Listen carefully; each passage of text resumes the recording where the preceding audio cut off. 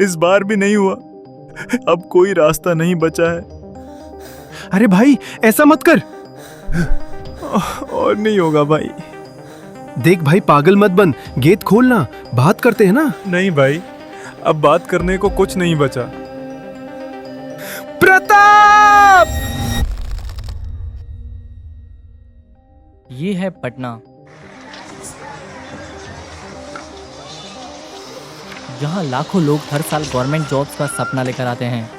और यहीं पर 26 साल का प्रताप पिछले 6 साल से गवर्नमेंट जॉब की तैयारी कर रहा है।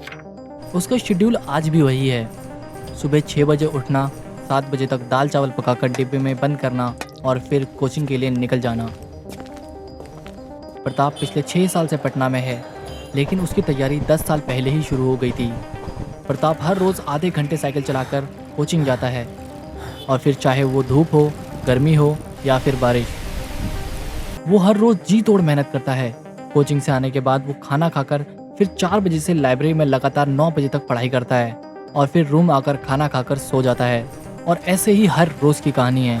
वो अब तक ना जाने कितने ही गवर्नमेंट जॉब्स के फॉर्म फिल कर चुका है, और आज तक उसे सफलता नहीं मिली।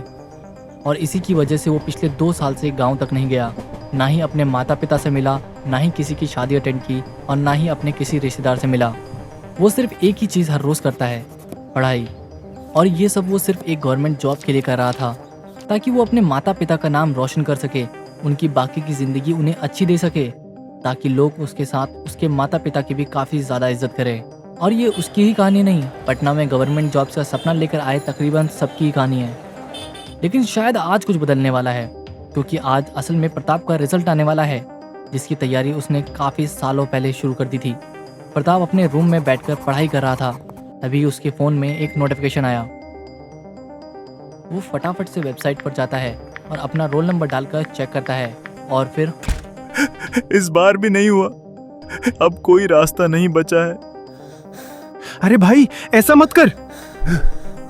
और नहीं होगा भाई। देख भाई पागल मत बन, गेट खोलना, बात करते हैं ना। नहीं भाई, अब बात करने को कुछ नहीं बचा। Pratap! The Department of Personnel and Training has just released the final count. For a mere 900 vacancies in the administrative services, over 11 lakh individuals have registered. The system is buckling under the weight of the hoop. It's not just the elite posts anymore. Reports from the Railway Recruitment Board confirm that 3.5 crore people have applied for entry-level positions. The situation here in Prayagraj has turned volatile. Thousands of students have occupied the tracks. The police are moving in with tear gas.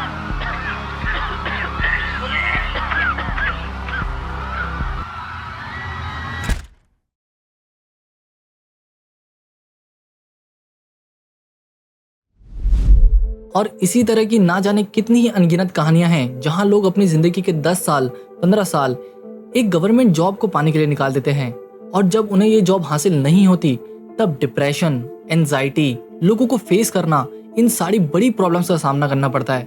क्योंकि ये बात उन्हें भी नहीं पता चलती कि कब तैयारी करते करते ना जाने वो एक ऐसे सिचुएशन में कब खड़े हो जाते हैं, जब वो ना तो अपने घर जाके कुछ काम कर सकते हैं, और ना ही किसी कॉर्पोरेट कंपनी के अंदर एज अ फ्रेशर जॉब कर सकते हैं।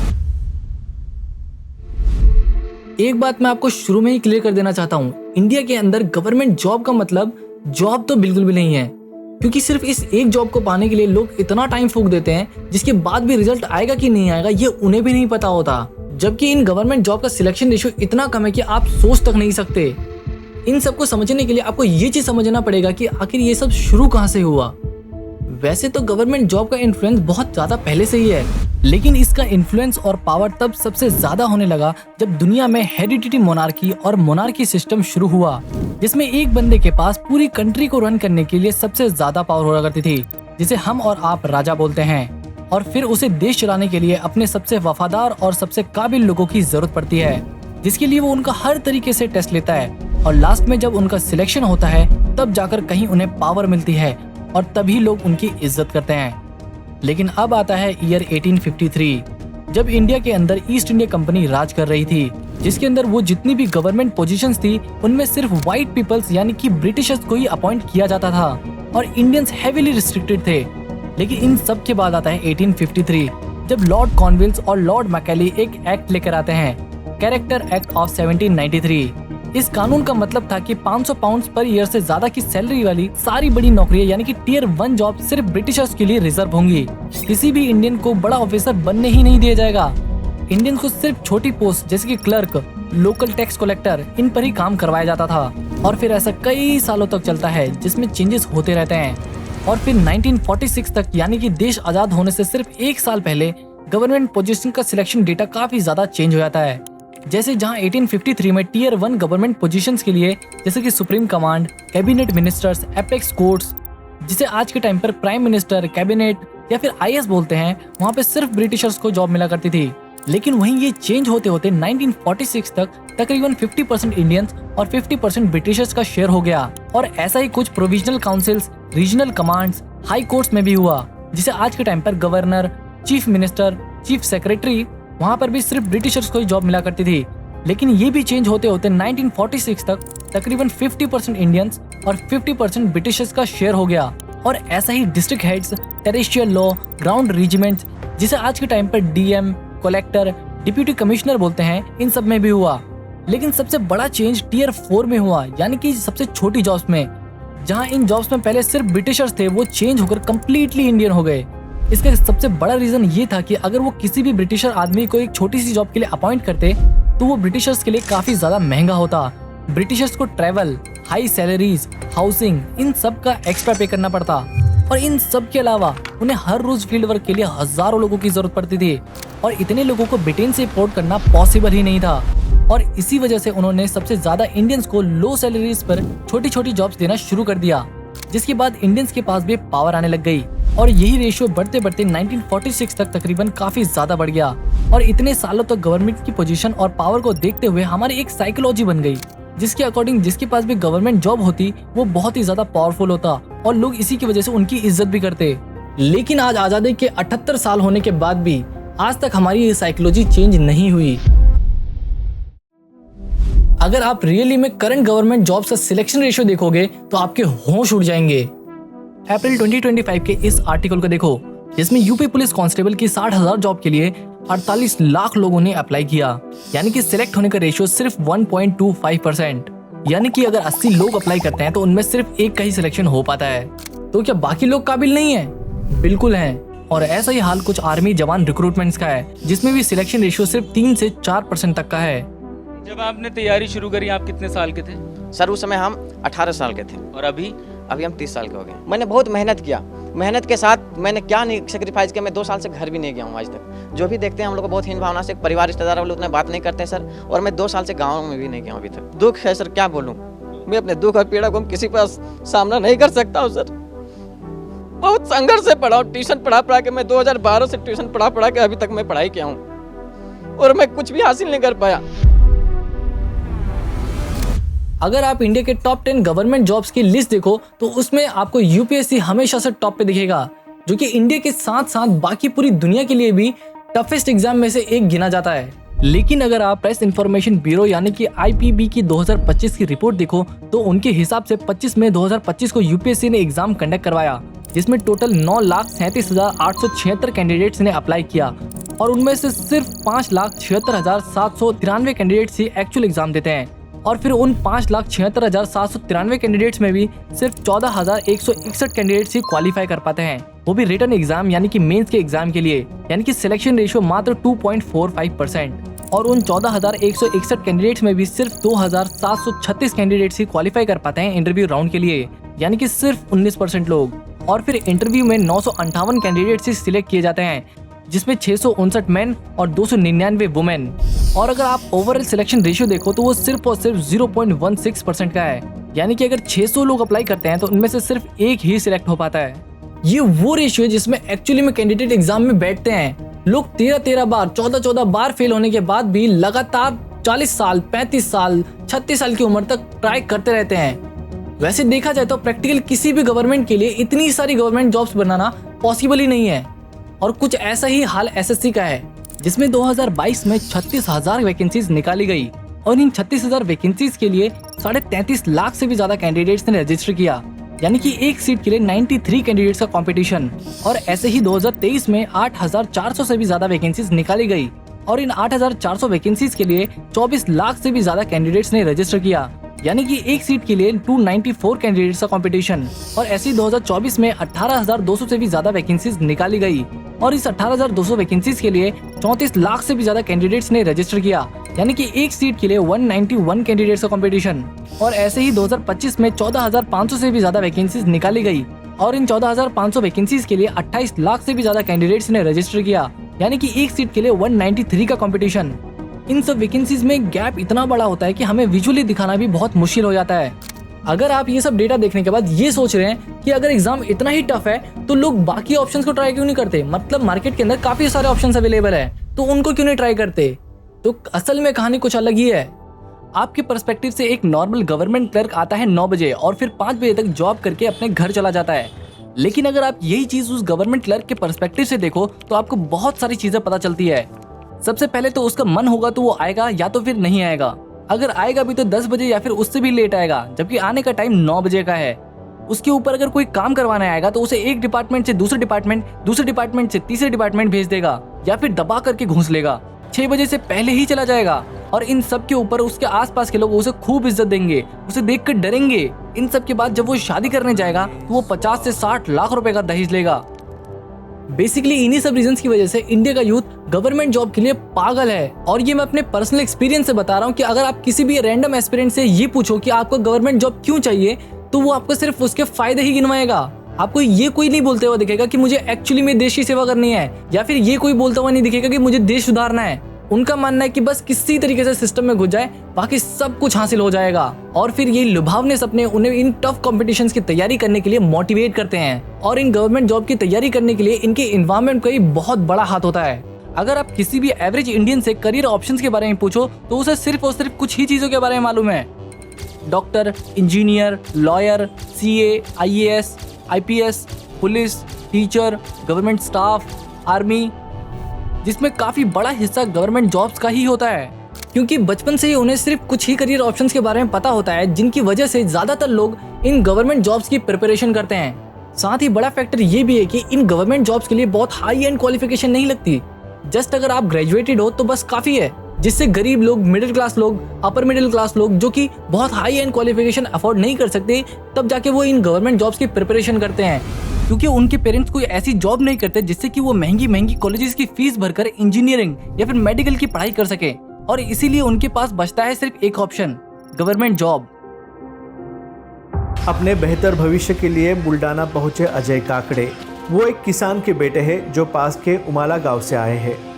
वो हर रोज टाइपिंग सीखने बुल्डाना आते हैं ताकि कोर्ट में स्टेनो का जॉब मिल सके। सरकारी नौकरी में 60-70 से 80 हज़ार तक महीना मिलता है। जो 70 से 80 हज़ार तक महीना मिलता उनको एक महीने में मिलता है, लेकिन मेरे पिताजी को साल में 60-70 हज़ार मिलते हैं। इसमें कुछ डिफरेंस आता है, तो ऐसा लगता है मन में कि अपन कितने साल तक गरीबी में बिताएंगे। और इन गवर्नमेंट जॉब्स के लिए मिडिल क्लास लोग सबसे ज्यादा आते हैं और फिर वो तैयारी करते हैं, एग्जाम देते हैं, रिजल्ट का इंतजार करते हैं और फिर वो पास नहीं हो पाते। वो फिर से तैयारी करते हैं, फिर एग्जाम देते हैं, रिजल्ट का फिर से इंतजार करते हैं और वो फिर पास नहीं हो पाते। और ये साइकिल चलता ही रहता है जब तक कि उनकी एज नहीं निकल जाती, या फिर जब उन्हें पता चलता है तब तक काफी देर हो चुकी होती है। और इन सब के बाद पेपर लीक की सबसे बड़ी प्रॉब्लम, SSC पर बहुत पहले से ही एलिगेशन लगते आए हैं पेपर लीक के रिलेटेड, जिसमें हर 2 से 3 साल के बाद ये एलिगेशन SSC पर लग ही जाता है। और जब 2025 में SSC ने SSC CGL एग्जाम कंडक्ट किया, जिसमें फिर उन पर पेपर लीक का एलिगेशन लगा, और इन सब के बाद आपने पूरे देश के अंदर प्रोटेस्ट तो देखे ही थे। तो हम जो भी करेंगे वो नॉर्म्स के हिसाब से करेंगे, और ऐसे उठा के लोगों को ले जा रही थी जैसे ये आतंकवादी हैं। कि 24 तारीख वाले पेपर में के सवाल 25 में रिपीट हुए 60-70%, तो वो बोले ये तो अच्छी बात है। पिछले 5 साल से कोई भर्ती नहीं है, ना फीमेल टीचर्स सबको हाथ खींच करके ले गए, नीतू मैम को लेकर गए, हम जैसे तैसे बच गए। कि यार पेपर कैसा भी हो क्या फर्क पड़ता है। उनका कहना है कि 10% लोगों के साथ गलत हुआ है, हमें पता है कि हर सेंटर पे जा के थोड़ी देखेंगे कि सेंटर है कि नहीं।